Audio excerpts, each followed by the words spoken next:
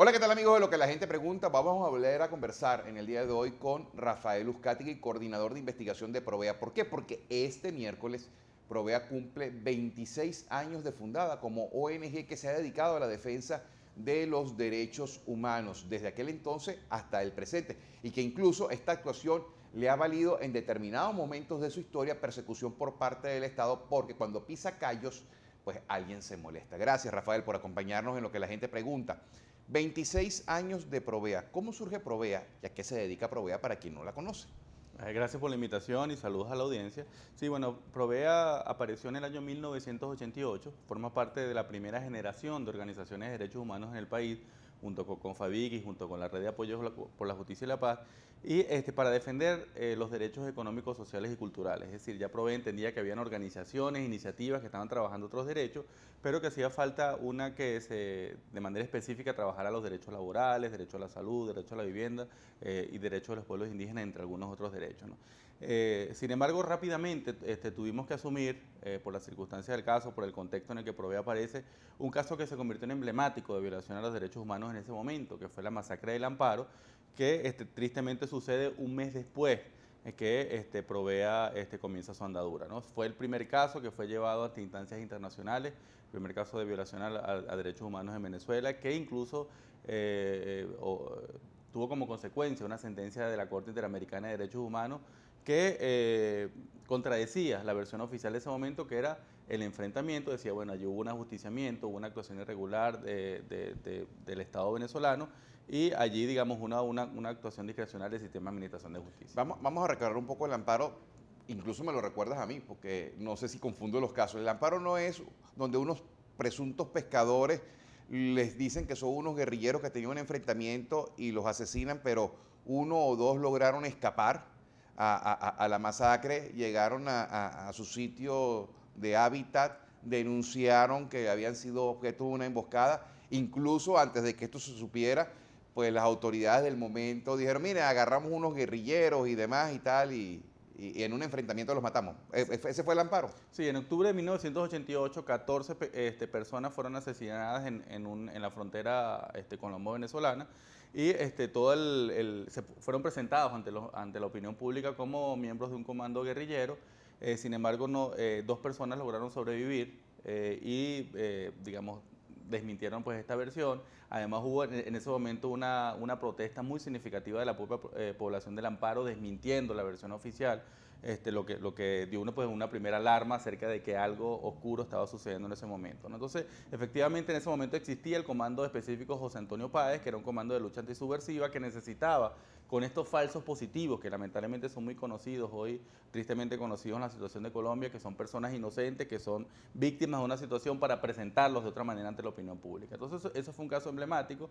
Ahí tenemos la actuación de una persona que tenía una importante participación en la vida política contemporánea, que es el actual gobernador del estado Cojedes, Ramón Rodríguez Chacín, que él era parte de ese comando y que tiene responsabilidades en la autoría intelectual de este hecho. Es una cosa que aparece en el propio expediente. Es decir, estos casos emblemáticos de violación al derecho al amparo, el Amparo, Yumare, Cantaura, son casos fáciles de resolver porque todas las personas que estuvieron involucradas están sus nombres y apellidos en los expedientes.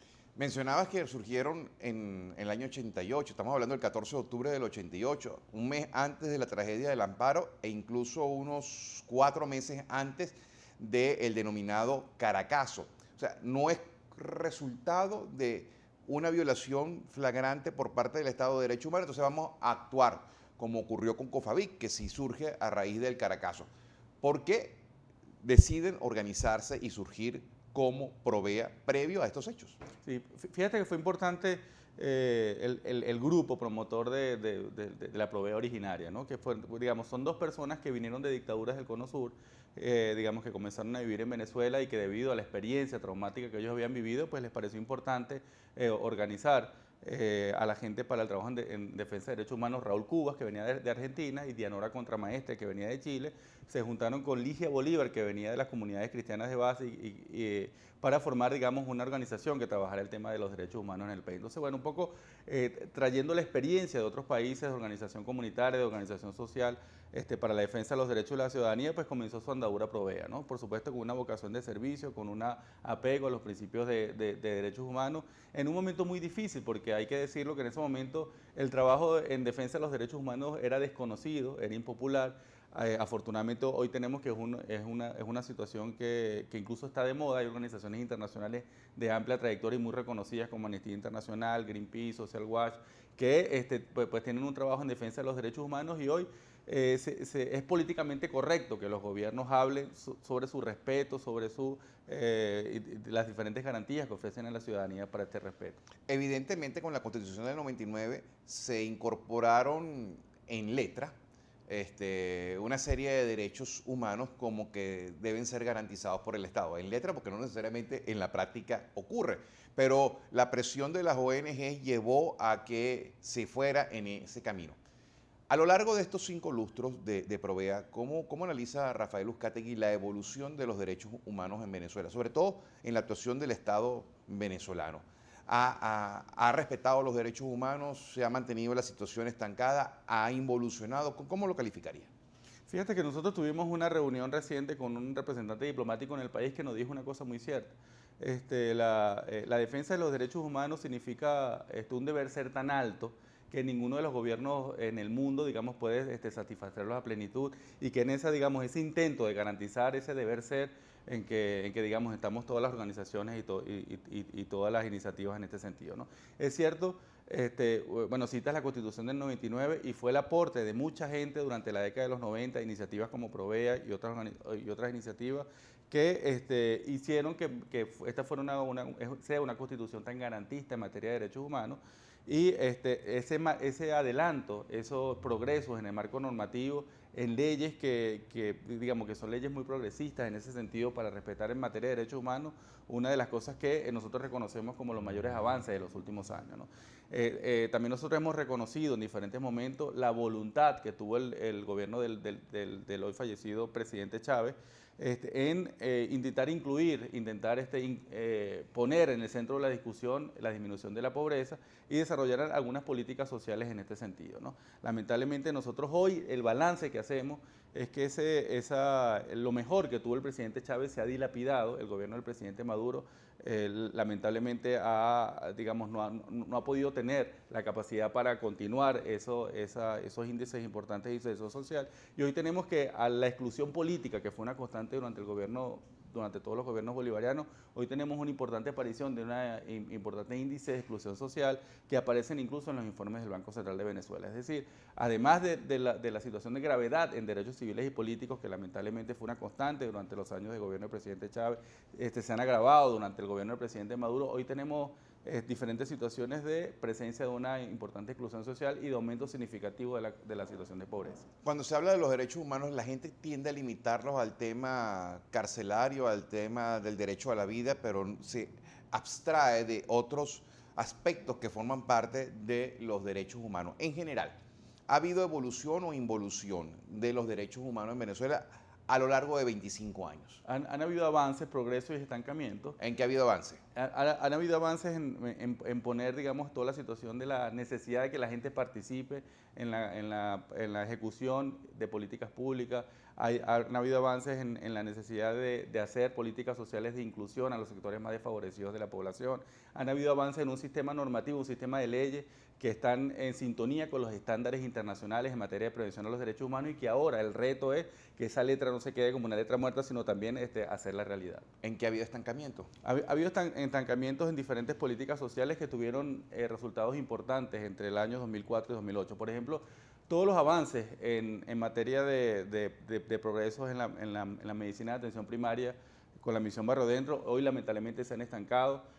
Todos los centros de diagnóstico integral y todos los ambulatorios de la misión Barrio Dentro lamentablemente hoy comienzan a tener problemas importantes que hacen de que no esté garantizado en los actuales momentos el acceso al derecho a la salud para toda la población. ¿Y en qué ha habido retroceso? Efectivamente, todos los derechos civiles y políticos, lamentablemente la situación de exclusión por razones políticas parece ser que se ha convertido en una política de Estado. Todos recordamos estas situaciones ocasionadas por la lista Maíz Santa y por listas similares en donde a la gente por no estar de acuerdo con el proceso político del presidente Chávez y ahora con el presidente Maduro están siendo excluidas sistemáticamente del ejercicio de sus derechos. Me mencionas como uno de los progresos la evolución en materia legislativa, pero es una evolución tal, en la práctica, cuando el Estado venezolano dice, yo me salgo del sistema interamericano de justicia. Cuando el Estado venezolano dice, yo no reconozco ningún tipo de decisión de un organismo supranacional porque está yendo contra mi ordenamiento interno. Está involucionando. No podemos decir que, mira, está progresando. ¿De qué sirve la letra si la letra no va acompañada de la práctica? Sí, es cierto. Nosotros hacemos una distinción en lo que fue, digamos, el primer periodo del presidente Chávez con toda la promoción de la Constitución, que tiene, digamos, muchas bondades y que tenía muchos progresos en materia normativa, con después los siguientes ejercicios, porque, digamos, se comenzó a gobernar el país por medio de una Constitución absolutamente diferente a lo que los venezolanos aprobaron en el año 99. Entonces nosotros somos enfáticos hoy al decir que la Constitución de 1999 se ha convertido en una camisa de fuerza para la deriva autoritaria del presidente Nicolás Maduro, y es por eso que nosotros tenemos que seguirnos apropiando de esa herramienta para intentar hacer contrapesos a los abusos institucionales. Deriva autoritaria del presidente Nicolás Maduro. ¿Es Nicolás Maduro un presidente autoritario a los ojos de Provea? Sí, a los ojos de Provea tiene un profundo carácter autoritario, excluyente, intolerante. Lamentablemente, la expectativa que nosotros teníamos de que hacer un presidente de origen civil redujera toda la situación de militarización del país, sin embargo la ha profundizado. Hay que recordar que una de sus primeras decisiones fue la militarización de la seguridad ciudadana, el Plan Patria Segura. Y nosotros creíamos que por su origen sindical, y en esto recordamos a la gente que en el año 92 Provea asesoró al sindicalista Nicolás Maduro cuando él era hostigado por su actividad gremial. Hoy, lamentablemente, nosotros pensábamos que debido a estos orígenes que él tenía como activista social, él iba a tener canales de interlocución con las organizaciones sociales, con el sector de los trabajadores y, como lo demuestra la situación de las empresas básicas, la conflictividad de decidores es absolutamente diferente. Cuando hablamos de un presidente autoritario, ¿lo podemos equiparar a un presidente dictador? ¿O hay diferencia? No hay diferencias, porque, digamos, todavía nosotros disfrutamos de libertades democráticas, hay diferentes mecanismos establecidos en la Constitución para mandar señales de reprobación al Ejecutivo Nacional. Entonces, digamos, Provea no comparte el análisis político de que estamos en presencia de una dictadura. Nosotros sí decimos que hay un gobierno que lamentablemente se está apartando de la vía democrática, cada vez ejerciendo políticas inconsultas sobre la población. ¿Cuál es la diferencia con una dictadura? Porque en el programa anterior me hablaba Rafael Uzcategui acerca de la politización, por ejemplo, del Poder Judicial.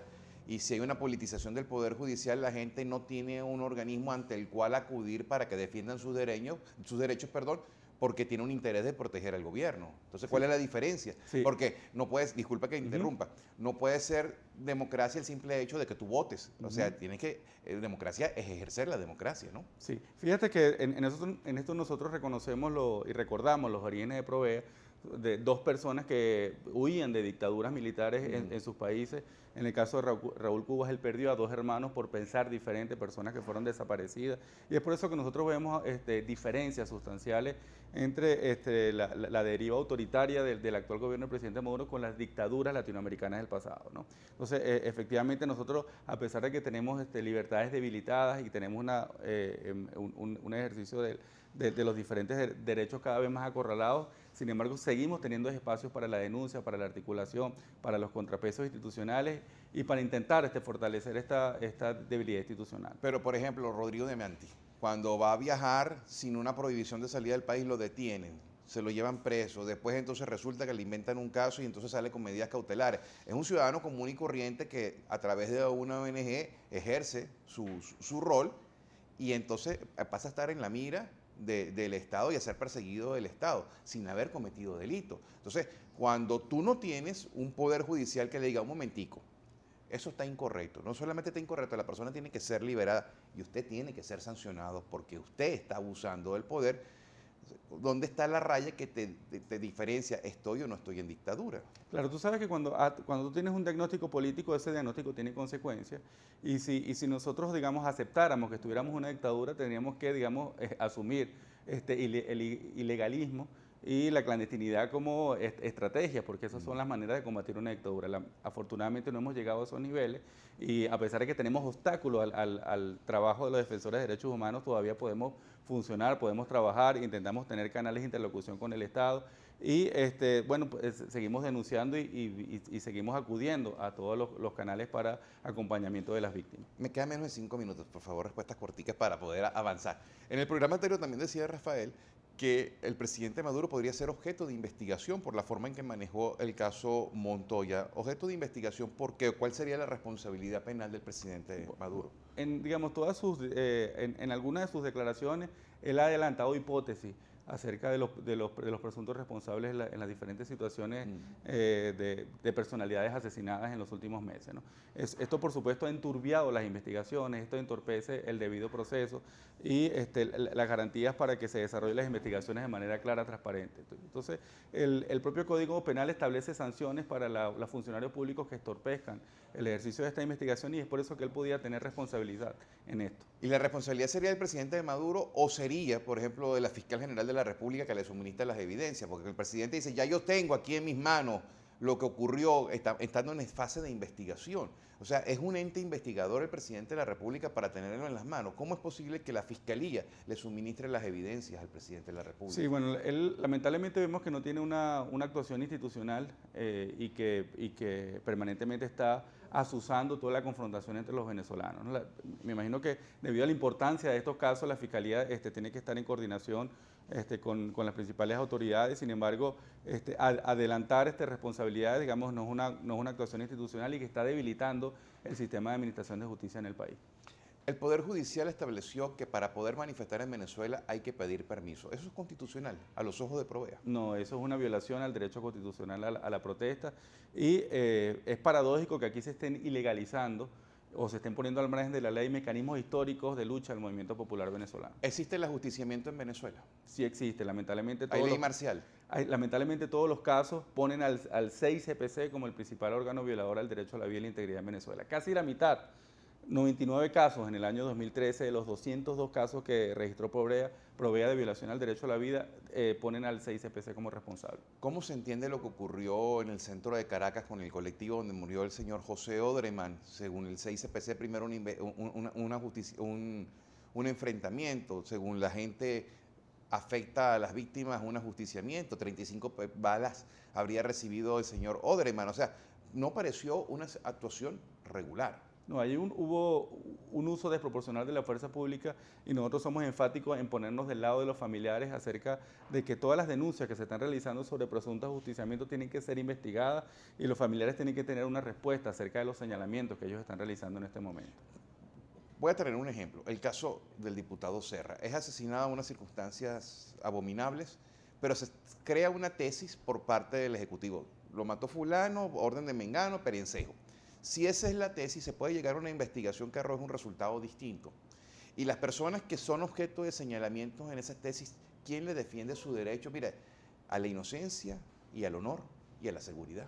Sí, bueno, nosotros seguimos apostando al fortalecimiento del sistema de justicia y reconocemos que en el caso de Juan Montoya, que fue el primer caso de los asesinatos del 12 de febrero, a pesar de la versión oficial que responsabilizaba a los propios manifestantes, hoy sabemos que digamos, el victimario pues, no tenía este tipo de motivaciones. Entonces, bueno, seguimos apostando, a pesar del ruido que se ha generado desde el alto gobierno, esperamos que el Ministerio Público cumpla su labor.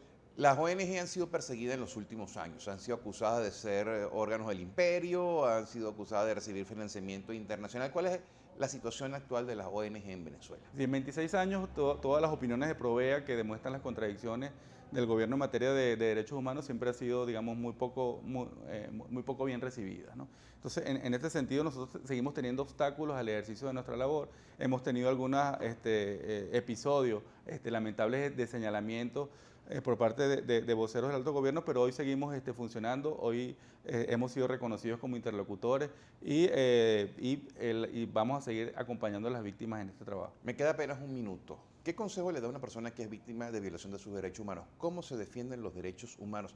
Sobre todo desde la perspectiva de alguien que ha sido víctima y que puede sentir, ¿y a mí quién podrá defenderme? Sí, nuestro consejo es superar el miedo y denunciar esa situación ante los órganos responsables y con el acompañamiento de las organizaciones como nosotras, el acompañamiento de otras personas que hayan vivido esa situación y por supuesto denunciar el caso ante los medios de comunicación. Hay que superar el miedo, hay que denunciar, hay que tener fe en que esa situación puede ser esclarecida y que digamos los funcionarios responsables van a ser sancionados. ¿Y quién garantiza que te van a respetar los derechos humanos cuando todo el Estado va en la misma línea? No, bueno, en general toda la sociedad y todas las organizaciones tenemos que seguir siendo el contrapeso de las diferentes situaciones de abuso de poder y sabemos que hay funcionarios sensibles dentro del gobierno acerca de las violaciones de derechos humanos y que no están de acuerdo porque nos los han expresado acerca con la actuación reciente de los diferentes cuerpos policiales y de seguridad del país. Muchísimas gracias, Rafael. Rafael Uzcategui, coordinador de investigación de Provea, por habernos acompañado en lo que la gente pregunta y ustedes, amigos.